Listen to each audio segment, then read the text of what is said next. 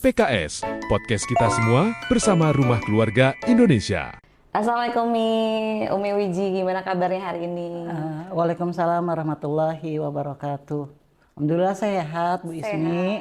Mudah-mudahan Bu Ismi juga sehat ya. Sehat dong. Kita hari ini ketemu dengan kondisi yang paling prima insya Allah ya. Umi juga kelihatan cerah ceria dengan balutan busana dan jilbab yang ungu, serba ungu. Serba ungu ya. Serba ungu. Gimana aktivitas sehari-hari Umi Wiji? Alhamdulillah aktivitas sehari-hari seperti biasa lah. Menjadi ibu rumah tangga, menjadi seorang ibu, menjadi seorang anak dari ibunya, dan sebagainya. Itu peran yang harus kita ambil pada hari ini dan kita lakukannya seperti hari-harinya gitu. Dengan sepenuh hati tentunya Mi ya. Di rumah juga pada sehat kondisi? Alhamdulillah sehat, sehat walafiat semuanya, anak-anak dan suami Abi. Suami, karena kita cuma bertiga ya. Bertiga. Dari anak 5 tinggal bertiga di rumah. Oh iya, yang lainnya sudah menikah dan bekerja di luar. Alhamdulillah, Masya Allah. Umi, hari ini dan sampai sekarang Umi sering mendengar nggak berita-berita terbaru nih? Ada banyak kejadian atau kasus seorang ibu, seorang istri yang ternyata bunuh diri nih. Dan itu mereka mengajak juga anak-anaknya, sehingga bareng-bareng. Jadi istri dan juga atau ibu juga anak-anaknya juga sama-sama bunuh diri. Umi melihat ini bagaimana Mi? Ya, dengan berita ataupun kejadian-kejadian yang sekarang dan ini banyak terjadi. Ya, sebenarnya sedih ya. Sedih pasti. Sedih banget ya kalau kita ngelihat di TV atau di medsos yang lainnya gitu ya. Kasus tentang bunuh diri seorang ibu. Gitu. Jadi ini adalah fenomena yang mengerikan kalau menurut saya. Bagaimana bisa seorang ibu mengajak anak-anaknya untuk bunuh diri bersama. Kayak gitu. Artinya gitu ya, seorang ibu yang tadi mengajak anak-anaknya untuk bunuh diri gitu. Ada kesehatan mental yang memang harus dibenahi gitu ya.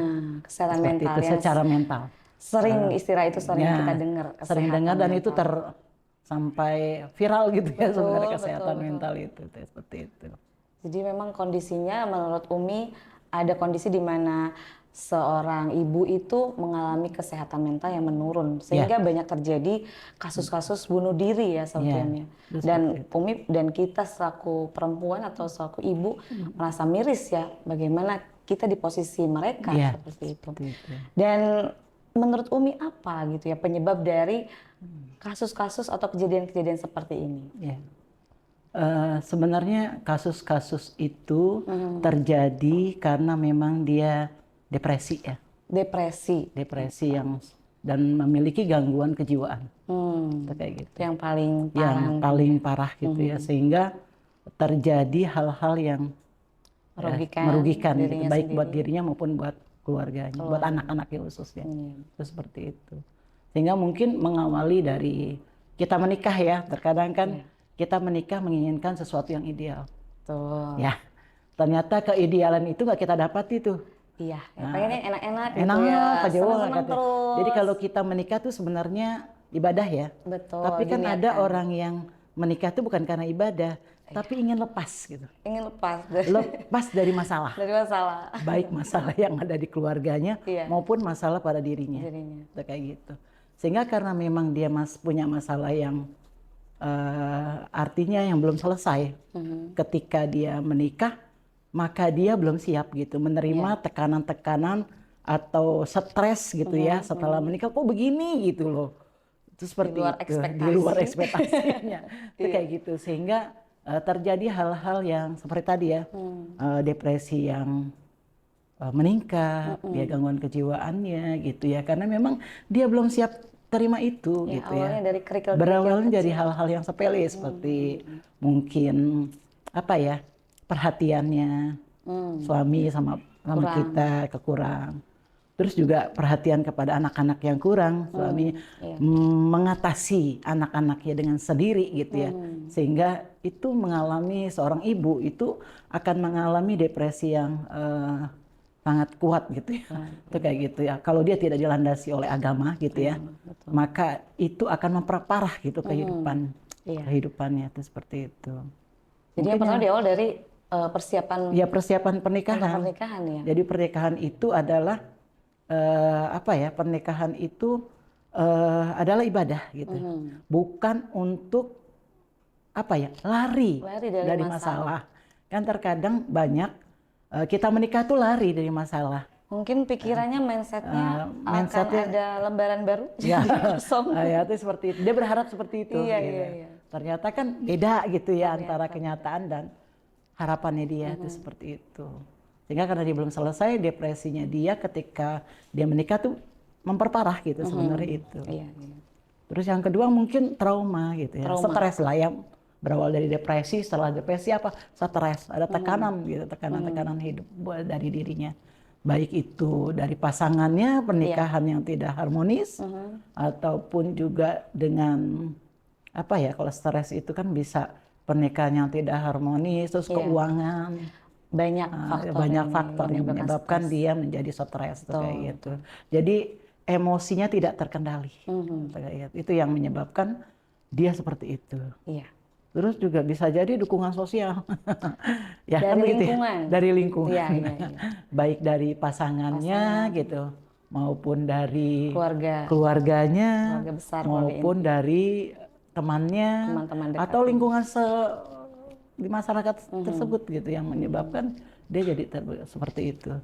Karena kan perkataan-perkataan itu bisa menjadi baik ke kita, mental kita jadi baik, ada perkataan-perkataan itu yang membuat kita jadi down seperti itu. Iya, iya. Kan kayak gitu. Betul, betul, betul. Jadi kan ada seorang ibu gitu ya, dia memiliki anak gitu dan anaknya itu juga mengalami hal-hal gangguan kejiwaan itu disebabkan dari perkataan-perkataan yang memang belum siap gitu untuk dirinya tuh. Sehingga ya hal-hal itu bisa terjadi. Oke. Atau riwayat stres juga bisa. Riwayat stres. Riwayat trauma gitu. Kenapa dia bisa jadi trauma? Bisa jadi karena mungkin pernikahan yang gagal menurut dia tuh itu. Atau bisa jadi juga selain itu dia pernah terjadi pelecehan seksual dulunya sehingga itu juga bisa menjadi kemungkinan ya hal itu terjadi. Jadi banyak lah. Karena orang kasus bunuh diri itu biasanya genetik ya. Genetik ya? Biasanya genetik. Jadi orang yang mengalami apa ya kasus bunuh diri itu biasanya di keluarganya itu pernah ada. Oh, oke. Jadi pemicu dia bunuh diri itu meningkat ya karena memang ada di keluarganya seperti itu. Ada histori. Iya, ada histori Ya, dari gitu. keluarga sebelumnya. Ya, sehingga kan tatkala kita menikah terkadang kita suka nggak enak ya bertanya tentang apakah keluarganya punya gangguan kejiwaan kan gitu ya. Sehingga pas kita menikah tuh masuk gitu dengan kondisi keluarganya tuh ada yang punya gangguan mental gitu. Itu seperti itu. Jadi emang persiapan pernikahan. Ya, persiapan pernikahan itu perlu dan bisa. itu terkadang kita nggak bertanya tatkala kita sedang taruh atau kita sedang mencari pasangan, kita nggak berani bertanya itu seperti itu. Padahal itu sangat penting. Harusnya terbuka aja. Harusnya berani aja terbuka ditanya ya. dan kita berani cerita bahwa keluarga kita ada yang seperti ini gitu. Karena kalau sudah menikah gitu kita taunya kita nggak akan enak. Iya, Nah, gimana lagi udah gimana nikah. lagi kita udah nikah, masa harus cerai kan gitu. Iya. Jadi ya diteruskan. Dengan apalagi dia sendiri belum selesai. Masalah dirinya belum selesai. Oke. Itu kayak gitu. Ya kan memperparah itu sebenarnya. Memilih pasangan sebelum menikah. Iya, Dan kalau dengan saya paling keterbukaan, penting itu dengan bahkan dengan tadi kata kamu keterbukaan. bilang untuk gejala stres depresi itu bisa ada dari histori sebelumnya, dari keluarga sebelumnya, dari keluarga keturunan sebelumnya. gitu ya, genetik. Faktor genetik. Makanya perlu ketika mencari pasangan informasinya Lengkap. selengkap-lengkapnya. Ya. Lengkap, Jangan kayak beli kucing dalam karung. Iya, Itu kayak gitu. Kita kan terkadang memilih udah tampan aja gitu. Iya. Udah mapan aja. Aduh, Kan ini standarnya seperti ya. standar media sosial. Iya. Yang semuanya polesan. Iya, itu kayak gitu. Jadi standarnya itu kita nggak memakai bagaimana sehat itu menurut Islam gitu. Betul. Artinya kalau dia sehat mental menurut Islam itu kan semua ya, keseimbangan, baik fisik, emosi gitu ya. Betul. Dan hubungan sosial yang baik gitu. Sehingga itu bisa menjadi sehat gitu, itu kayak gitu. Jadi orang tuh nggak akan stres sebenarnya. Dalam Islam kan nggak kenal stres ya. Betul. Ya itu kayak gitu. Karena pengolahan stres itu ada. Kita lihat bagaimana Rasulullah saja. Bagaimana kita lihat para nabi lah Iya. yang menghadapi ujian yang sangat Lebih luar besar, biasa. Iya. Kita, kalau saya mas paling senang ya mencontohkan Nabi Yusuf ya. Nabi Yusuf. Kenapa Nabi Yusuf itu Ujian, godaan. ujian mentalnya itu sangat luar biasa, ya kan? Bagaimana waktu kecilnya dia dibully sama keluarganya sendiri, kakak-kakaknya nggak suka, kan kayak gitu ya. Dikucilkan. Ya dikucilkan, bagaimana diceburin dalam sumur, bagaimana beliau di penjara, kan gitu. Bagaimana dia dijual gitu ya, dibeli itu jadi budak kan kayak gitu. Mentalnya Wah, mentalnya sangat luar biasa. Bagaimana Nabi Yusuf itu bisa mentalnya baik gitu, stabil gitu, tidak apa ya, tidak galau, tidak gelisah kan gitu. Walaupun manusia itu pada dasarnya ada gitu ya, gelisah, galau itu adalah manusiawi dan itu salah satu sifat manusia gitu ya. Kayak gitu galaunya dan sebagainya. Dan Nabi Yusuf itu bisa sampai closing gitu, dia menyelesaikan masalah keluarganya satu persatu. Ya kan? Ya, seperti itu setelah dia diangkat menjadi perdana menteri ya, atau yang megang keuangan dalam raja. Jadi itu sangat luar biasa diselesaikan satu persatu gitu. Dan kuncinya adalah dari agama tadi. Iya, dari agama, dari ajaran agama yang baik gitu ya. Dia kenal Allah dengan baik gitu. Maka tidak ada kata stres. Hubungannya baik dengan Allah. Sehingga nggak ada tatkala stres di dalam dirinya. Itu kayak gitu. Kalau toh ada juga dia akan meng-up dirinya gitu. Langsung bisa tidak terpuruk, tidak terpuruk. Jadi memang pada dasarnya manusia itu memang seperti itu. Bisa jatuh bangun gitu ya. Tapi bagaimana tatkala kita jatuh kita bisa bangun lagi gitu. Bukan lari dari kenyataan kan. Bukan lari dari Jadi Nabi Yusuf itu menerima itu gitu. Tatkala dia punya masalah yang besar gitu ya, maka dia bisa mengatasi emosinya kan gitu. Dan kala itu terkadang kita suka menutupi emosi kita, baik emosi kita tatkala sedih maupun tatkala kita bahagia. Mungkin kalau emosi kita bahagia, semua pasti bisa ya. Bagaimana kita mengendalikan emosi. Betul. Tapi tatkala kita sedih, kita banyak masalah, itu kan kayak kesenggol dikit, bacok langsung. Gitu. Jadi artinya hal-hal yang sepele seperti itu gitu. Jadi bagaimana tatkala kita ada emosi yang tidak baik dalam diri kita, bisa nggak kita terima? Kan gitu ya. Terkadang kita nggak merasa diri kita tuh sakit gitu loh. Kita taunya sehat-sehat aja gitu. Itu seperti itu. Padahal kita sakit, jiwa kita tuh sakit gitu. Itu kayak gitu. Jadi penerimaan tatkala kita mendapatkan masalah-masalah, apakah kita bisa menyelesaikannya ataukah tidak gitu. Itu kayak gitu. Insya Allah. Itu kayak begitu. Nabi jadi Yusuf ya Mi ya. Ya Allah sangat luar biasa. Sekarang kan maksudnya ya kita juga melihat contoh-contoh seperti itu agak susah gitu. Maksudnya banyaknya yang memang akhirnya kalau ada masalah ya down atau cari pelampiasan-pelampiasan yang bukannya solusi gitu, tapi malahan tidak bermanfaat gitu atau merugikan. Oke, Mi, kembali lagi tadi ya ngobrolin soal apa yang kasus itu Umi bilang kan memang diawali dari persiapan memilih pasangan gitu ya. Kemudian ada tips apa lagi nih selain itu supaya tidak terjadi tadi tindakan-tindakan yang ya stres kan pasti mungkin ada kondisinya diuji dan lain-lain, tapi tidak sampai ke membunuh gitu ya dirinya atau bahkan mengajak anak-anaknya. Ada tips lainnya? Ya, tips lainnya ya selain kita juga berhubungan dengan Allah tuh baik gitu ya, maka kita juga punya hubungan sosial yang baik gitu. Hubungan sosial. Jangan ngerem gitu ya. Jangan kita di dalam. Malah tambah stres gitu ya. Jadi keluarlah, mengajilah, cari ilmu kan begitu ya.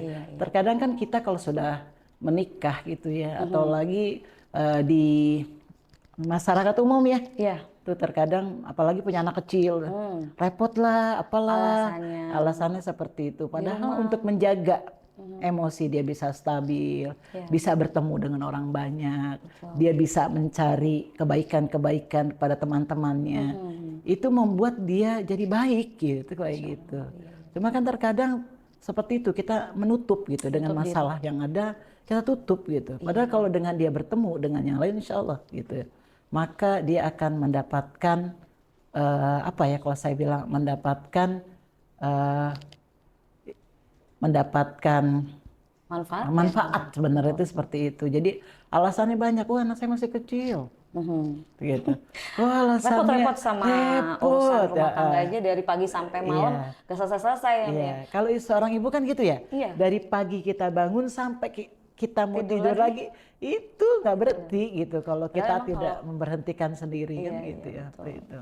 Jadi kegiatan sosial juga diperlukan untuk menghindari stres-stres yang menumpuk di rumah. Iya, gitu. Jadi kita buang di luar gitu ya. Atau kita healing. Mencari komunitas-komunitas yang menjadi komunitas yang baik gitu. Soleh, tolabul ilmika atau apa. Iya.